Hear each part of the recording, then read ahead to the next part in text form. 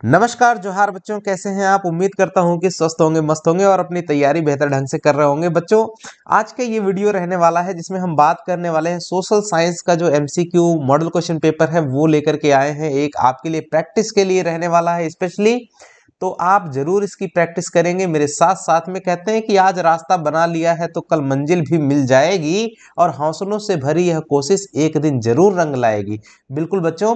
और आपको एक चीज और बता दें कि बच्चों, इस चैनल पर आपको आकांक्षा एंट्रेंस एग्जाम 2025 की भी तैयारी पूरी चल रही है, और वीडियोस इसके काफी सारे पड़े हुए और भी आने वाले हैं आगे।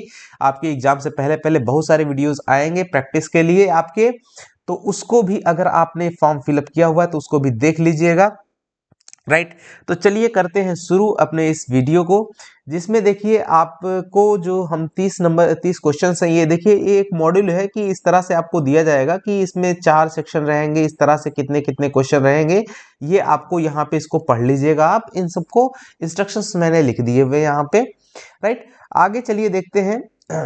एक चीज और है कि इसमें VVIQs जो very very important question series है, उसमें से कई सारे इंग्लिश हर सब्जेक्ट के आपको सिलेक्टेड क्वेश्चंस भी आपको उनके आंसर्स के साथ में मिलते रहते हैं। तो ये चैनल पे आप जो है समझिए गलत नहीं आए हो, एकदम राइट आए हो।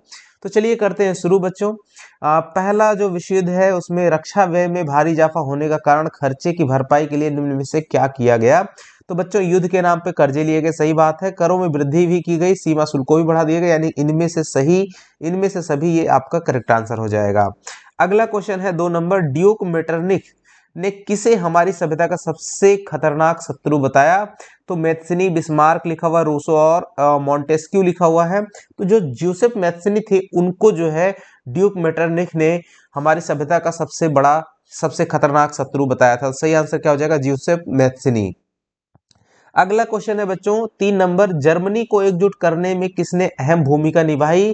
तो ऑटो वॉन है, VON स्पेलिंग होती है, ऑटो वॉन बिस्मार्क। राइट, सही आंसर क्या हो जाएगा, ऑप्शन नंबर बी। अगला क्वेश्चन है, हिंद स्वराज नामक पुस्तक की रचना किसने की। सभी को पता होना चाहिए, महात्मा गांधी। अगला क्वेश्चन है, चित्तरंजन दास जो थे और मोतीलाल नेहरू ने मिल करके किस पार्टी का गठन किया। बच्चों, उस पार्टी का नाम था स्वराज पार्टी। अगला क्वेश्चन है, कार उत्पादन को बढ़ाने के लिए हेनरी फोर्ड, आपने फोर्ड कंपनी का नाम सुना ही होगा, जो कार बनाने वाली एक अमेरिका की कंपनी है, उसने किस तरीके को अपनाया। तो बच्चों उसने असेंबली लाइन टेक्निक्स का यूज करके अपनी कार का उत्पादन बढ़ाया था।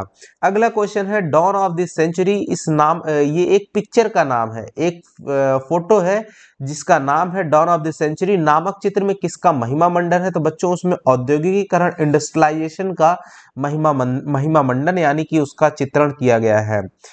अगला क्वेश्चन, भारत में पहला प्रिंटिंग प्रेस किसके द्वारा लाया गया था।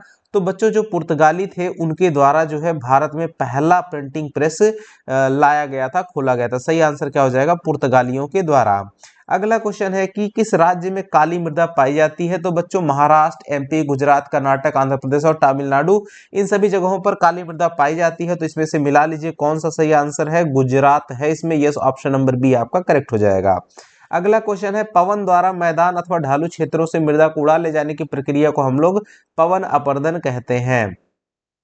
अगला क्वेश्चन है 11 नंबर में, भारत में उपलब्ध स्तनधारियों में से कितने परसेंट को लुप्त होने का खतरा है। बच्चों मौके पर ये 41% है, लेकिन आपकी according to text book 40% approximately ये करेक्ट आंसर हो जाएगा। अगला क्वेश्चन, नर्मदा बचाओ आंदोलन का नेतृत्व किसने किया था। तो मेधा मेधा पाटकर, ये मेघा है, मेघा पाटेकर जो है उन्होंने किया था, ये मेधा भी लिखा रह जाता है। तो बच्चों, अगर बिल्कुल कम समय में आपको तैयारी करनी है कहीं पर, तो वो उसके लिए ये चैनल आपको सबसे बेस्ट फील होगा, और आपको एकदम सटीक एवं सही चीजें आपको मिलने वाली और सभी सब्जेक्ट की प्रिपरेशन होगी। हम आपके साथ हमेशा आपके एग्जाम तक और एग्जाम के बाद भी पूरे साल भर बने रहेंगे। अगला क्वेश्चन है 13 नंबर, निम्नलिखित में से किसके साथ ऑपरेशन फ्लड जो है आपका दुग्ध उत्पादन से संबंधित है। दुग्ध उत्पादन को ही हम लोग श्वेत क्रांति कहते हैं, ऑप्शन नंबर बी आपका रिलेट करेगा। हरित क्रांति किससे संबंधित है, कृषि उत्पादन से। और नीली क्रांति किससे संबंधित है, मत्स्य उत्पादन से। और औद्योगिक क्रांति किससे संबंधित है आपका, औद्योगिक क्रांति आर्थिक विकास और प्रौद्योगिकी यानी टेक्नोलॉजी से संबंधित है। अगला क्वेश्चन पे आते हैं 14 नंबर बच्चों। निम्न में से किस राज्य में रावत भाटा परमाणु ऊर्जा संयंत्र स्थित है? तो रा से रावत भाटा, रा से राजस्थान। ऑप्शन नंबर डी आपका सही हो जाएगा। अच्छा, राजस्थान के कौन से जिले में है? तो राजस्थान के जो चित्तौड़गढ़ जिला है राजस्थान का, वहां पर ये है रावत भाटा परमाणु ऊर्जा संयंत्र। 15 नंबर, भारतीय रसायन उद्योग का एशिया में स्थान कौन सा है? तीसरा स्थान है बच्चों। भारत की पहली रेलगाड़ी कब चलाई गई थी? तो 16 अप्रैल 1853 ईस्वी को मुंबई से ठाणे के बीच में, 1853 यहां दिया हुआ है, तो 16 अप्रैल 1853 ईस्वी मुंबई से ठाणे के बीच में चली थी। सत्ता में भागीदारी का एक सही लाभ क्या है? तो बच्चों, जो विभिन्न समुदाय हैं उनके बीच टकरावों में कमी लाना, ये एक बहुत ही प्रमुख लाभ है। अगला 18 नंबर, संवैधानिक प्रावधानों और कानूनों के क्रियान्वयन की देखरेख में महत्वपूर्ण भूमिका कौन निभाता है? तो बच्चों, न्यायपालिका जो है आपकी, वो इस चीजों में महत्वपूर्ण भूमिका निभाती है। अगले क्वेश्चन की तरफ बढ़ते हैं। 19 नंबर पे देखिए, अमेरिका में जो अश्वेत आंदोलन हुआ था वो कब उभरा था? तो 1966 ईस्वी 1966 में ये जो है अश्वेत आंदोलन उभरा था, राइट। ब्लैक पावर्ड मूवमेंट जो है ये आपका उभरा था। अच्छा, अगर आपसे पूछ लिया जाए कि जो 1966 में जो आपका अमेरिका में अश्वेत शक्ति आंदोलन उभरा था, उसको मतलब लीड किसने किया था या उसकी शुरुआत किसने की थी? तो सही आंसर हो जाएगा मार्टिन लूथर किंग जूनियर, नाम आपने सुना होगा, तो उन्होंने ही इसकी शुरुआत की थी, इसको लीड किया था। अगला क्वेश्चन है, बोलीविया की सरकार ने कोचबम्बा शहर में जलापूर्ति का अधिकार किसे भेज दिया था? तो बच्चों, एक जो है नेशनल कंपनी, अर्थात वहीं के उसी राष्ट्र की एक कंपनी थी जिसका नाम था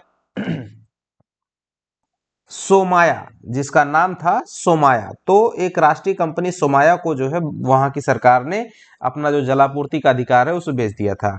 अगला 21 नंबर का क्वेश्चन है, भारत में राजनीतिक दलों को मान्यता कौन देता है? तो बच्चों, जो चुनाव आयोग है यानी ईसीआई, जिसको इलेक्शन कमीशन ऑफ इंडिया कहते हैं, भारत निर्वाचन आयोग या चुनाव आयोग, वो देता है।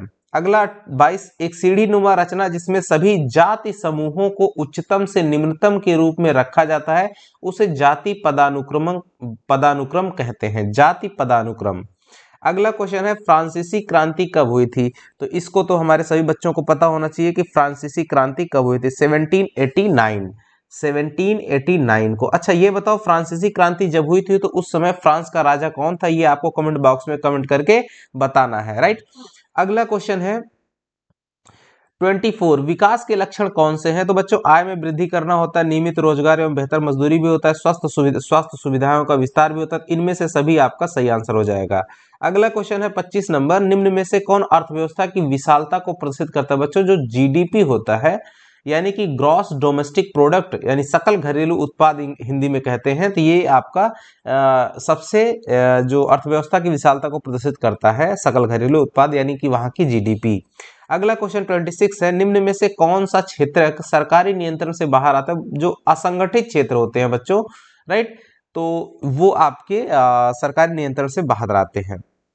बैंकों के लिए आय का प्रमुख स्रोत, बच्चों, जो बैंक के जो सोर्स होते हैं इनकम के, वो क्या होते हैं कि जो कर्जदार होते हैं और जमाकर्ता, उन दोनों पर जो लगाए गए ब्याज होते हैं, उनके बीच का जो मेजर डिफरेंस होता है, यही आपका उनके लिए सबसे अधिक सोर्स होता है पैसे कमाने का, राइट। तो सही आंसर सी हो जाएगा। 28 नंबर देखो बच्चों, सरकार द्वारा अवरोधों अथवा प्रतिबंधों को हटाने की प्रक्रिया को हम लोग उदारीकरण कहते हैं, लिबरलाइजेशन, राइट। अगले क्वेश्चन की तरफ बढ़ते हैं। विश्व व्यापार संगठन, जिसको WTO भी कहा जाता है, इसका गठन करने के लिए कौन सा प्रमुख उद्देश्य था? तो इसका सबसे सही सटीक आंसर होगा, जो अंतरराष्ट्रीय व्यापार है उसके उदारीकरण, यानी कि इंटरनेशनल जो ट्रेड है उसके लिबरलाइजेशन में जो है इसका प्रमुख उद्देश्य था, राइट। यानी व्यापार को बढ़ावा देना, संपन्न देशों ही नहीं सभी देशों के बीच में व्यापार को बढ़ावा देना। तो 30 नंबर का क्वेश्चन लास्ट है, भारतीय मानक संस्थान, जिसको हम लोग कहते हैं BIS, bureau of Indian standard, right. तो इसका मुख्यालय कहाँ है बच्चों? न्यू दिल्ली में, ऑप्शन नंबर 1, राइट। पहले अच्छा, इसका नाम जो है BIS यानी भारत, इसका ISI था, यानी इंडियन स्टैंडर्ड इंस्टीट्यूशन, राइट। तो इंडियन स्टैंडर्ड इंस्टीट्यूट था। ये पहले हुआ करता था, लेकिन अभी मौके पर आपको BIS अर्थात ब्यूरो ऑफ इंडियन स्टैंडर्ड ये आपका पूरा नाम हो गया। तो आई होप कि बच्चों आपको ये चीजें समझ में आई होंगी। मिलेंगे नेक्स्ट वीडियो में, तब तक के लिए नमस्कार, जय हिंद बच्चों।